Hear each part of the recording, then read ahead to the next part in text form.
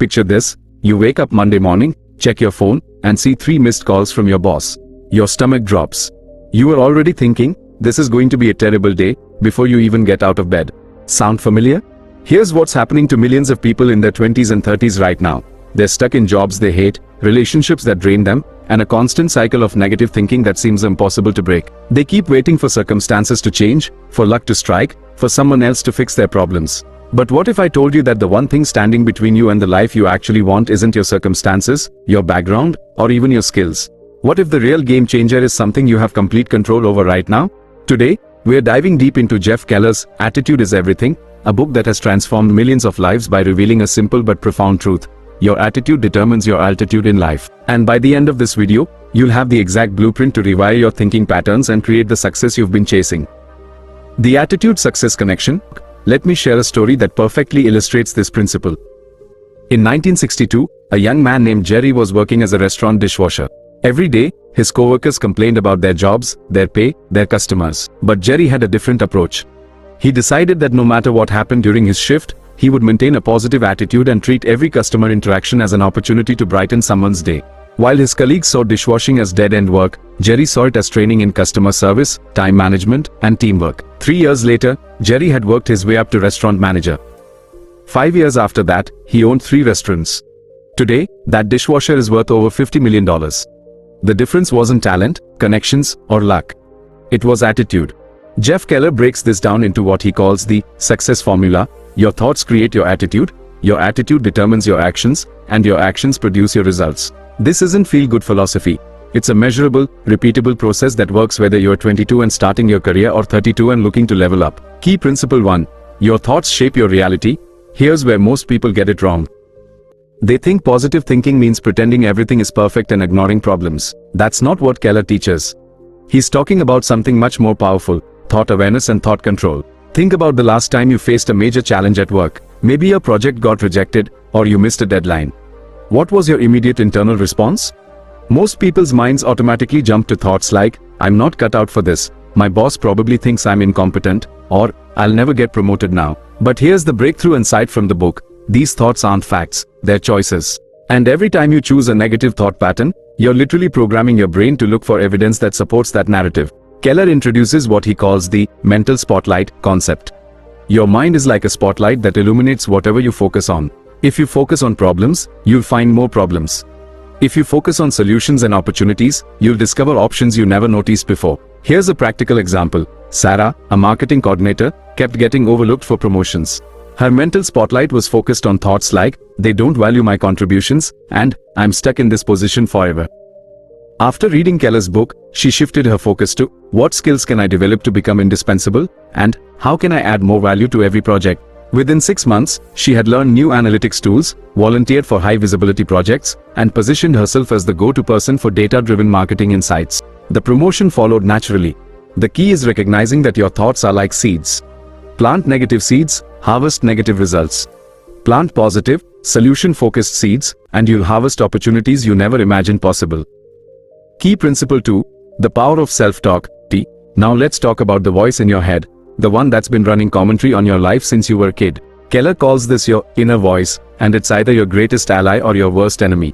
Most people have no idea how brutal their self-talk actually is. They would never speak to a friend the way they speak to themselves. You're so stupid. You always mess things up. You're not smart enough for that job. Sound familiar? Here's what's happening neurologically.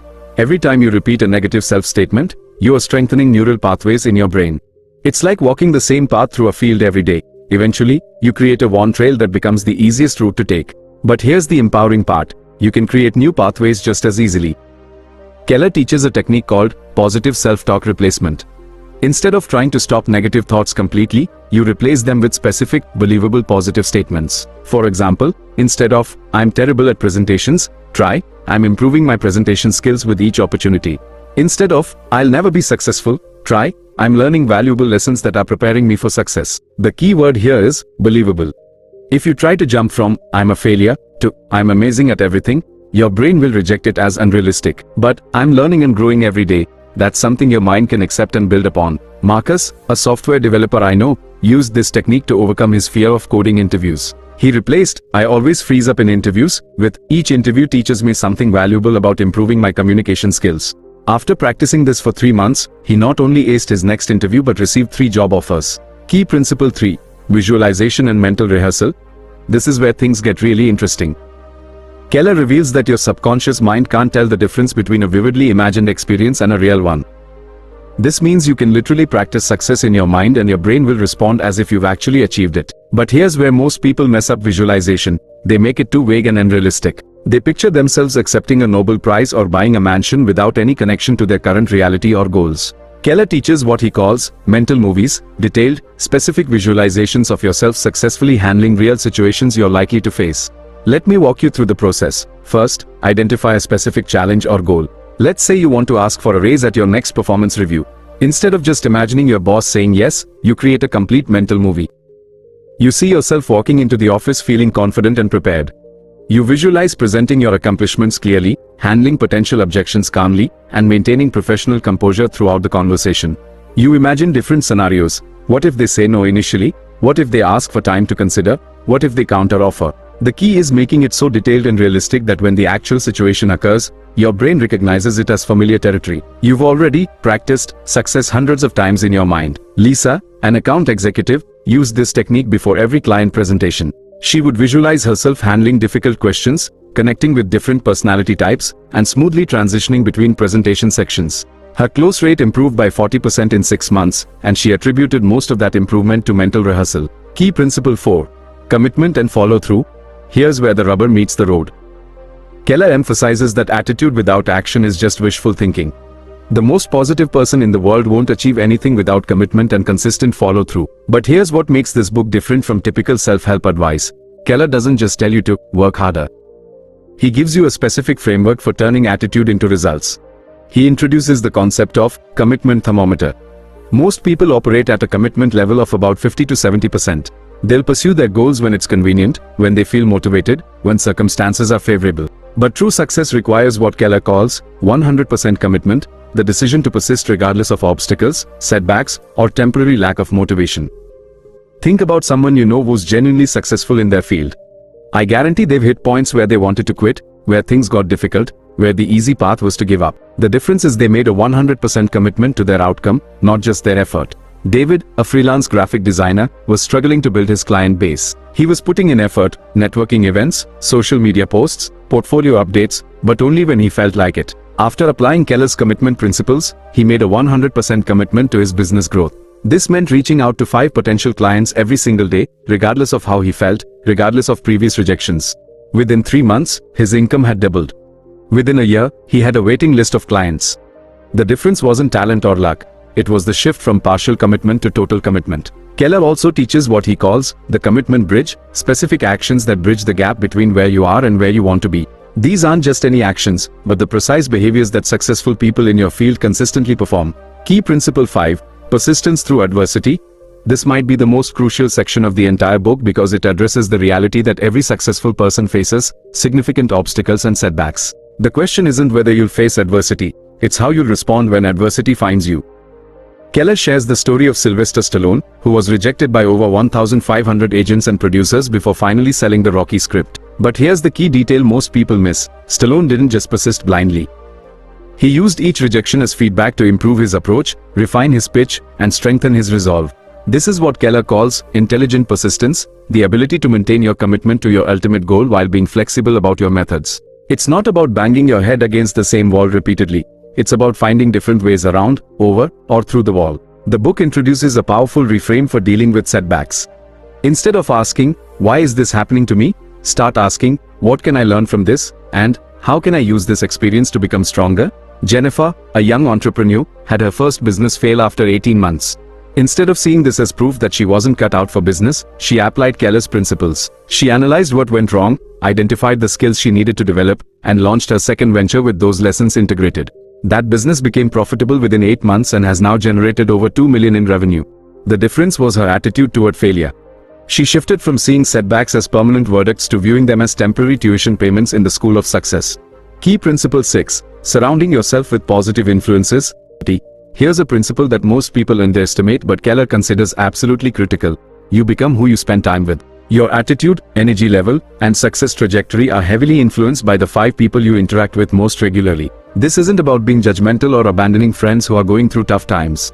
It's about recognizing that attitudes are contagious and making intentional choices about the influences you allow into your mental space. Keller breaks this down into 3 categories. Energy drainers, people who consistently complain, focus on problems without seeking solutions, and pull your mood and motivation downward. Limit your exposure to these influences when possible.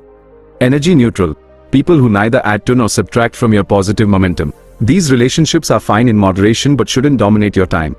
Energy multipliers, people who inspire you, challenge you to grow, celebrate your successes, and maintain a solution-focused mindset. Actively seek out and cultivate these relationships. This also extends to media consumption. Keller recommends conducting an information audit, tracking how much time you spend consuming negative news, toxic social media, and pessimistic entertainment versus positive, educational, and inspiring content. Mike, a sales manager, realized he was starting every day by scrolling through negative news and social media drama. He replaced his morning social media habit with listening to podcasts by successful entrepreneurs and reading industry publications. Within a month, his team noticed he was more energetic and solution-focused during meetings, which translated into better team performance and higher sales numbers. Practical implementation strategy. Let me give you a simple but powerful action plan to start implementing these principles immediately. Week 1. Conduct a thought audit. For 1 week, pay attention to your automatic thoughts throughout the day. Write down the most common negative thought patterns you notice. Week 2. Choose your top 3 negative thought patterns and create positive replacement statements for each one. Practice using these replacements every time you catch yourself in old thinking patterns. Week 3. Start a daily visualization practice. Spend 10 minutes each morning mentally rehearsing successful completion of your most important goals. Week 4. Evaluate your relationships and media consumption.